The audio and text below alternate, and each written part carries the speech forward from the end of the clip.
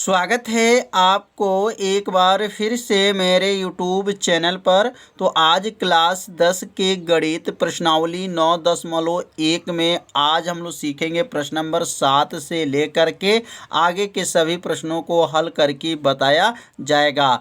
यदि आप 1 से लेकर के प्रश्न नंबर 6 तक का हल नहीं देखे होंगे तो प्लेलिस्ट में वीडियो है, वहां से जाकर के उस भाग का वीडियो आप देख सकते हैं। तो प्रश्न नंबर 7 है, भूमि के एक बिंदु से एक 20 मीटर ऊंचे भवन के शिखर पर लगी एक संचार मीनार के तल और शिखर के उन्नयन कोण क्रमशः कितना है?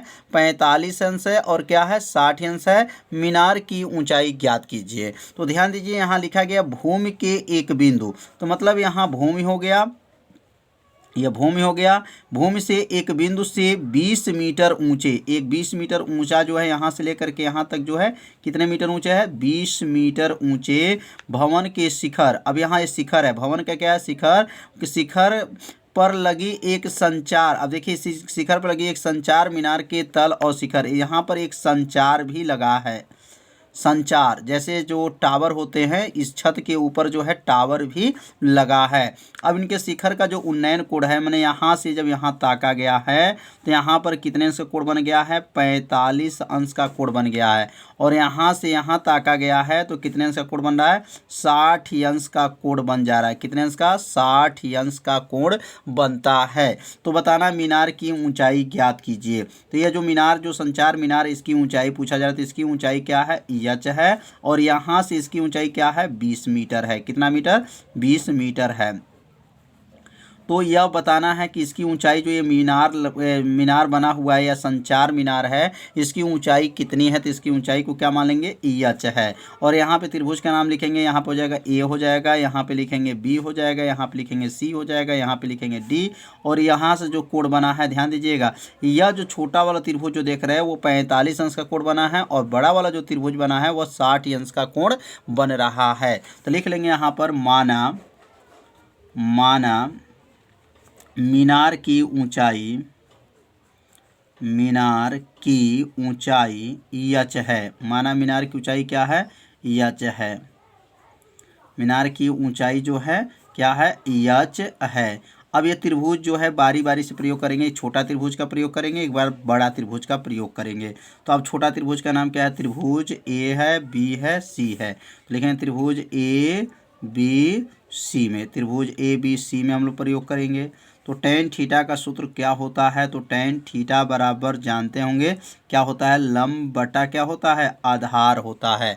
टेन थीटा का सूत्र क्या है? लंब बटा क्या है? आधार होता है।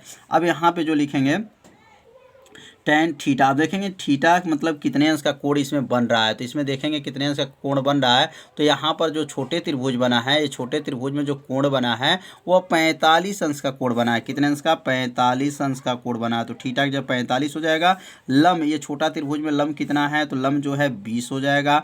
और आधार का नाम क्या है? तो आधार का नाम ए बी हो जाएगा। क्या हो जाएगा? ए बी हो जाएगा। टेन 45 अंश का मान क्या है? तो टेन 45 अंश का मान 1 होता है। टेन 45 अंश का मान जो है आप लोगों को याद होगा कि टेन 45 अंश का मान कितना होता है? 1 होता है। तो 1 बराबर हो जाएगा 20 बटा क्या हो जाएगा? 20 बटा जो है ए बी हो जाएगा। अब ए बी का गुणा जो है 1 में कर लेंगे। तो ए बी का गुणा जब 1 में करेंगे तो ए बी बराबर कितना हो जाएगा? तो ए बी बराबर जो है 20 जो है मीटर हो जाएगा। तो ए बी का मान इसमें कितना निकल गया? 20 मीटर निकल गया। तो समझ में आ रहा होगा, यह मान अभी निकला है ए बी का मान 20 मीटर। इसको समीकरण नंबर आप 1 मान सकते हैं। तो अब यहाँ पर बड़े त्रिभुज का लेकर नाम चलेंगे। अब बड़े त्रिभुज का नाम क्या है? एक बार छोटे त्रिभुज का प्रयोग किए हैं, अब एक बार क्या होने जा रहा है? बड़े त्रिभुज का प्रयोग करेंगे। तो बड़े त्रिभुज का नाम क्या है? त्रिभुज है ए है, बी है और क्या है? डी है। त्रिभुज ए बी डी में यह बड़े त्रिभुज हो गया ए बी डी। बड़े त्रिभुज में अब यहाँ पे जो है थीटा कितना है? तो कोण देखेंगे, थीटा जो है 60 अंश है। बड़ा कोण कितना है? 60 अंश का है। और यहाँ से यहाँ तक जो है ये लंब होगा। टोटल लंब क्या हो जाएगा? 20 प्लस एच हो जाएगा। और आधार जो है ए बी रहेगा। तो यहाँ लिखेंगे टेन थीटा। तो टेन थीटा का सूत्र क्या होता है? तो टेन थीटा का सूत्र क्या होता है? लंब बटा जो है आधार होता है। टेन थीटा का सूत्र क्या होता है? लंब बटा आधार। अब इसमें लंब कितना है? तो लंब देख लीजिए इस चित्र में कितना दिया गया है। तो लंब इसमें जो दिया गया है, यहाँ से जो लिखेंगे 20 प्लस यच जो है ये लंब है। अब लंब के स्थान पे क्या लिखेंगे 20 प्लस जो है यच लिख लेंगे और यहाँ कोण के जगह पे क्या लिखेंगे 60 अंश लिखेंगे। तो tan क्या हो जाएगा 60 अंश हो जाएगा और लंब के जगह पे हो जाएगा 20 प्लस यच हो जाएगा और आधार क्या होगा, आधार जो है ए बी हो जाएगा। तो tan 60 अंश का मान क्या होता है, तो tan 60 अंश का मान जो होता है करनी में 3 होता है, बराबर क्या हो जाएगा 20 प्लस जो है एच हो जाएगा बटा। अब यहाँ देखिए ए बी का मान जो है 20 निकला है, तो यहाँ लिख सकते हैं यहाँ पर ए बी का मान रखने पर, किसका मान, ए बी का मान रखने पर। अब ए बी का मान इसमें क्या करेंगे रख लेंगे, रखने पर तो ए बी का मान रखने पर, तो ए बी का मान क्या हो गया 20 हो गया। तो यहाँ ए बी का मान जो है 20 रख लेंगे और 20 में जो है कर्ण 3 का जब गुणा करेंगे तो क्या आएगा 20 प्लस यच बराबर क्या हो जाएगा 20 करनी में 3 हो जाएगा। 20 को पक्षांतर कर लेंगे तो क्या बचेगा यच बराबर जो है 20 करनी में 3 हो जाएगा और ये प्लस 20 है, जब इसको पक्षांतर करेंगे तो ये प्लस 20 जो पक्षांतर होगा तो क्या बनेगा माइनस 20 हो जाएगा। अब यच बराबर क्या हो जाएगा, इसमें से 20 कामन ले लेंगे तो क्या बचेगा करनी में 3 हो जाएगा, माइनस हो जाएगा और यहाँ बचेगा 1। इसमें से बाहर क्या हो गया है 20 को क्या कर दिए हैं बाहर कर लिए हैं, तो 20 जब कामन हो जाएगा करनी में 3 माइनस 1 हो जाएगा। तो यह किसका मान निकल गया, यच का मान जो है निकल गया। माने मीनार की ऊंचाई इसमें कितनी है, तो मीनार की ऊंचाई जो हो जाएगा 20 करनी में 3 माइनस 1। तो यहाँ लिख लेंगे यहाँ पर अतः मीनार की ऊंचाई, अतः क्या लिखेंगे मीनार की ऊंचाई, मीनार की ऊंचाई जो है कितना हो जाएगा 20 करनी में 3, क्या हो जाएगा 20 करनी में 3 माइनस 1, जो 20 और कोष्टक में लिखेंगे करनी 3 माइनस 1, यही इसका क्या हो जाएगा आंसर हो जाएगा। तो समझ में आ गया होगा कैसे इसको हल किया गया है। तो एक एक लाइन आपको बताया गया है, आप सभी विद्यार्थी अपने कॉपी में जरूर इसे नोट कीजिए, जब नोट करेंगे तो आप लोग को अच्छे से समझ में आ जाएगा। तो अब सीखेंगे प्रश्न नंबर 8। तो प्रश्न नंबर 8 है, एक पेड़ स्थल के शिखर पर 1.6 मीटर ऊंची मूर्ति लगी है। तो मतलब यहाँ से लेकर के यहाँ तक एक जो है पेड़ स्थल है और यहाँ पर एक मूर्ति लगा हुआ है, मूर्ति लगा हुआ है। जैसे आप लोग शहर में जब जाते होंगे तो एक चबूतरा बनता है, इसके ऊपर जो मूर्ति लगा होता है तो उसी को क्या कहते हैं पेड़ स्थल कहा जाता है। और यहाँ पर एक मूर्ति लगा है, मूर्ति का जो ऊंचाई कितना है 1.6 मीटर, 1.6 मीटर, 1.6 मीटर।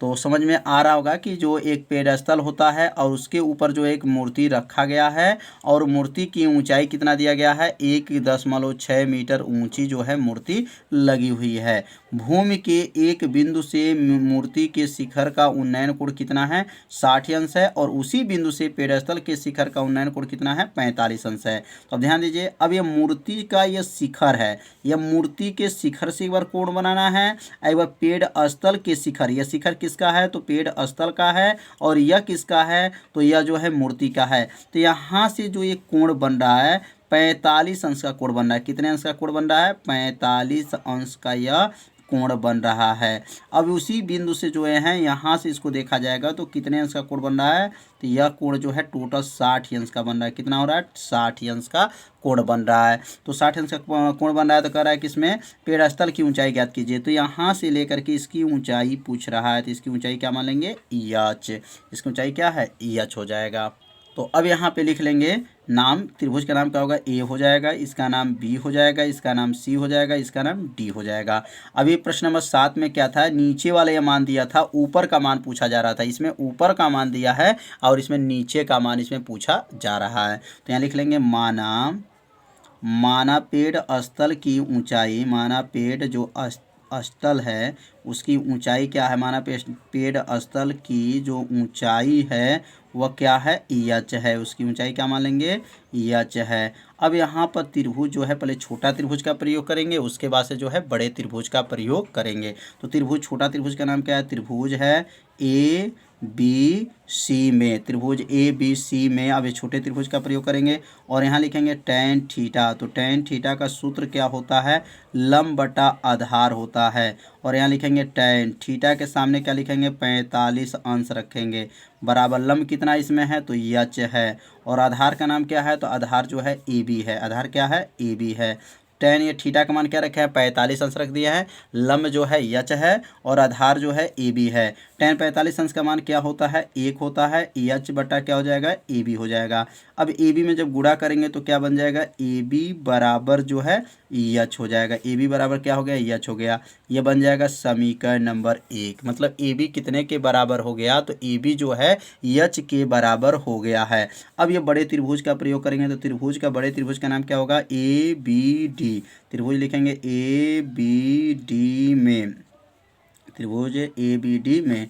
अब यहाँ लिखेंगे टेन थीटा। तो टेन थीटा का सूत्र क्या होता है तो टेन थीटा का सूत्र होता है लंब बटा आधार होता है।